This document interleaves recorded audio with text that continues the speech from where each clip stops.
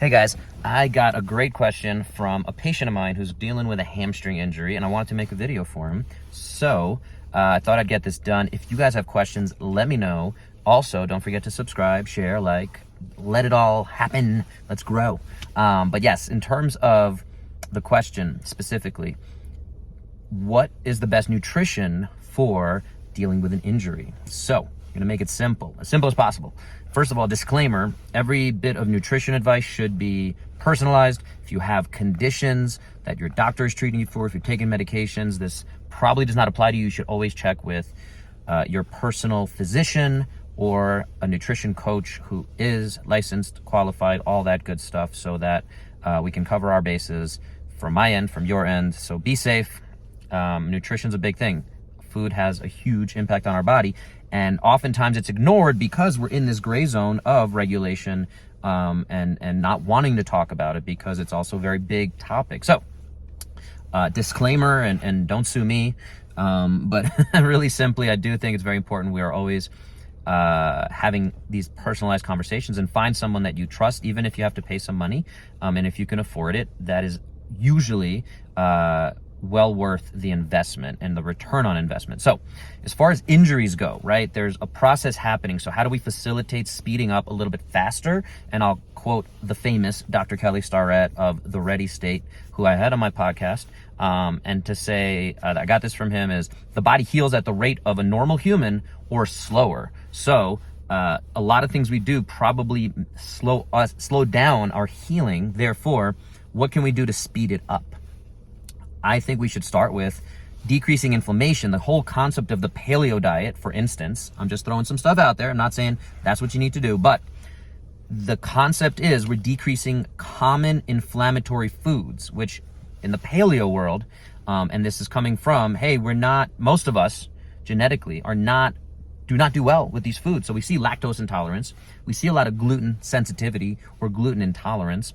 And the other one would be legumes, which is kind of in the mix, which is, chickpeas, peanuts are legumes. A lot of beans can be inflammatory, which is why there's the children's song, beans, beans, the magical fruit, the more you eat, the more you toot. So hopefully that gives us some and sheds some light on this whole concept. But decreasing inflammation, we have to figure out what foods cause you inflammation. And it's unfortunately not so simple as, hey, I have a sip of something, ooh, and my shoulder's achy. It's not that simple, unfortunately, but at the same time, we do need to take a look at how everything comes together. And in terms of inflammation, there's no great one test you can do. Even the food sensitivity tests I want to throw out are very difficult. So I'm hopefully, if I can go back and give you jumps to these, because I feel like I'm rambling, so I'm going to simplify it.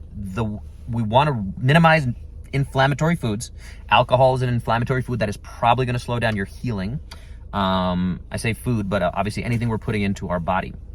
So decrease inflammation is the big first concept. How we figure out what the inflammation is a much more complicated topic. The other part is increasing our just nutrition, our micronutrients. A lot of people take multivitamins to see if they can get healthier. A lot of times they give you too much of what you don't need and not enough of what you actually do need.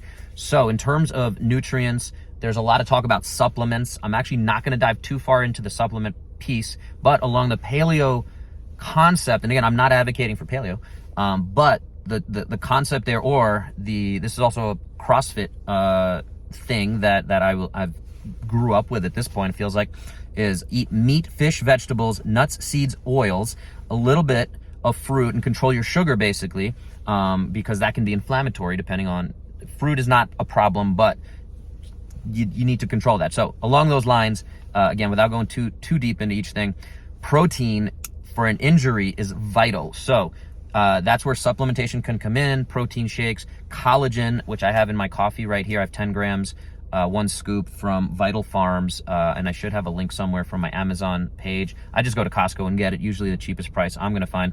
So as far as protein, if I'm a 200-pound person, for really good maintenance and long-term health, and especially if I'm working out on top of that and trying to heal an injury, I want to get 0.7 grams per pound of body weight. At 200 pounds, that's 140 grams of protein, which is a lot of protein. If I'm underneath that, I'm probably not doing as well as I could, if that makes sense. There's a lot to this conversation. That's a pretty vague, or it's not arbitrary, it's scientifically based, but and it's not vague either, it's actually very specific, but there's a lot there. So again, I'm just throwing that number out there. So protein, though, at the end of the day, most people undereat protein, especially when it comes to recovering from an injury. Fruits and vegetables, even though we said try to limit some fruits there, I still do think E.C. Sinkowski, who I'm a big fan of, Optimize Me Nutrition, 800 gram fruit and vegetable challenge. Get a scale and measure how much in grams you're getting in. The easy way there is like an apple or an orange is about a fistful. So you need about 6 apples or 6 oranges. If you do eat apples or oranges, you can subtract, or you need to also, if you don't eat the peel or if you don't eat the core of the apple, you should subtract that out. So apples and oranges, fruits and vegetables, the more of that you can get generally, that is again going to help our body be healthier and allow us to heal better.